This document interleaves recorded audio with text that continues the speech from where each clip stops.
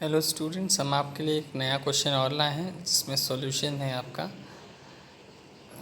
अभी जो आपने पढ़ा था कि जो deriving relation between physical quantities जो हम लोग पढ़ रहे थे, किस तरह हम डिराइव करेंगे किसी भी फिजिकल क्वांटिटी का रिलेशन। तो ये सबसे पहले इसमें कॉन्सेप्ट जो यूज़ हुआ है, आपको ये पता है कि ये होमोजेनिटी कॉन्सेप्ट पे काम करता है। इस यहीं पे हम लोग किसी भी एक फिज़िकल क्वांटिटीज़ को वो किस किस वेरियस फैक्टर्स पे डिपेंड कर रहा है, मुझे ये करना है, देखना है। तो चलिए आइए क्वेश्चन में देखते हैं। क्वेश्चन में क्या करना है हमें। क्वेश्चन दिया हुआ है, कंसिडर अ सिंपल पेंडुलम। आपको क्या दिया है क्वेश्चन में?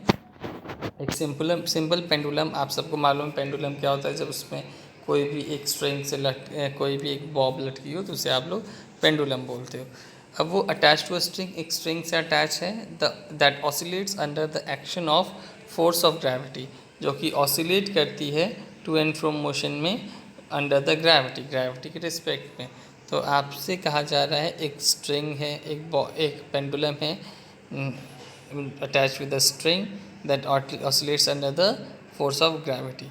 Suppose that the period of oscillation of the simple pendulum depends upon, यहाँ पे आप क्वेश्चन को पहले से ही क्वेश्चन दे रहा है कि जो पीरियड है ऑफ ऑसिलेशन, याद रखिए जो पीरियड के मतलब है ये टाइम पीरियड की बात कर रहा है, जो समय लग रहा है वो किस किस चीज़ों पे डिपेंड करता है। तो सबसे पहले वो मास पे डिपेंड करता है, बॉब के मास पे। दूसरा लेंथ ऑफ द स्ट्रिंग, जो पेंडुलम का लेंथ है, ठीक है। तीसरा acceleration due to gravity small जी।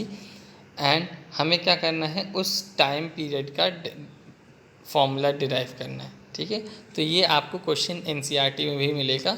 तो ये हमारा क्वेश्चन पूछ रहा है। अब देखिए क्वेश्चन को सॉल्व कैसे करना है।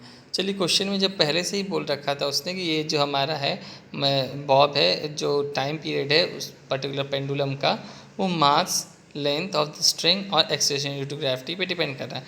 तो मैंने ले लिया यहाँ पे कि जो मेरा टाइम पीरियड है वो मास, लेंथ और स्मॉल जी पर डिपेंड कर रहा है। ये जी है, ये लेंथ है, ये मास है, ये डायरेक्टली प्रोपोर्शनल है।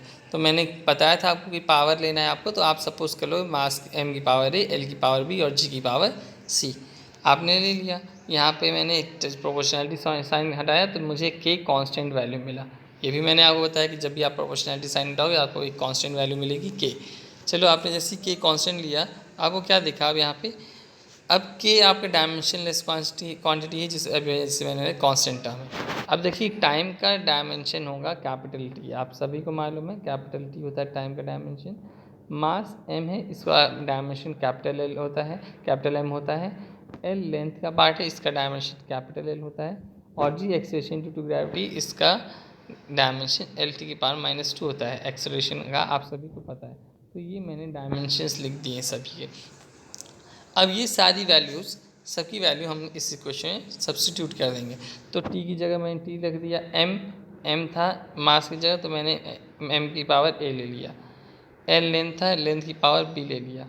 सिमिलरली एल टी की power -2 acceleration due to gravity थी, जी की जगह रख दिया तो पावर सी ले लिया।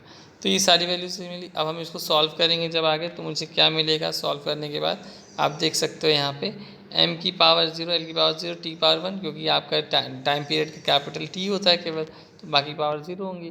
m की पावर a मिल गई, l की पावर b मिल गई और l की पावर b प्लस c हो गई। यहाँ भी l की पावर b थी और यहाँ पे l की पावर c थी, तो l plus b plus c मिली और t की पावर -2c हो गई।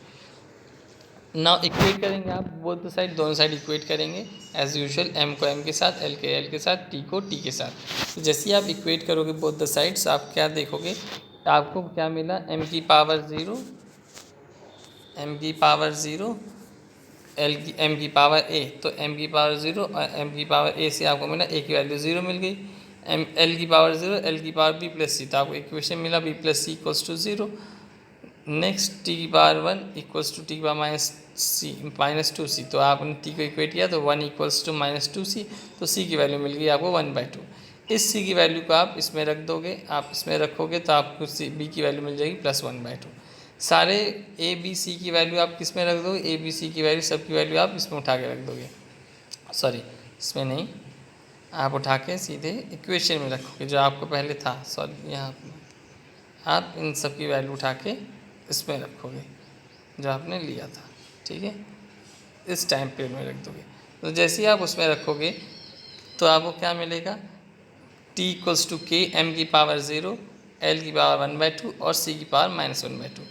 जैसे ही आपने रख दिया तो आपको क्या मिल रहा है, यहाँ पे रखने के बाद आपने क्या देखा, m की पावर 0, किसी की पावर 0 थी वो 1 हो जाता है।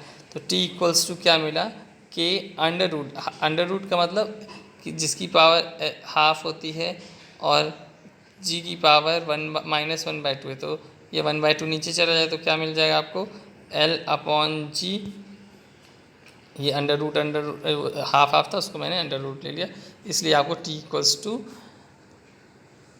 इक्वल्स टू के अंडर रूट L/G। और मैंने एक्सपेरिमेंटली ये देखा है कि के की वैल्यू 2π होती है, या 2π आप नहीं भी रखोगे तो भी आपका आंसर करेक्ट माना जाएगा, बिकॉज यहाँ तक आपका आंसर करेक्ट है। तो आप इसे भी लिख सकते हो तो भी करेक्ट हो जाए, या तो आपको नहीं पता तो आप यहीं पे छोड़ दो क्वेश्चन, तो भी आपका आंसर करेक्ट होगा। तो ये तरीका है हम किसी भी इक्वेशन को डिड्यूस करते हैं, ठीक है, फिजिकल क्वांटिटीज़ जिस पे रिलेट करती हैं।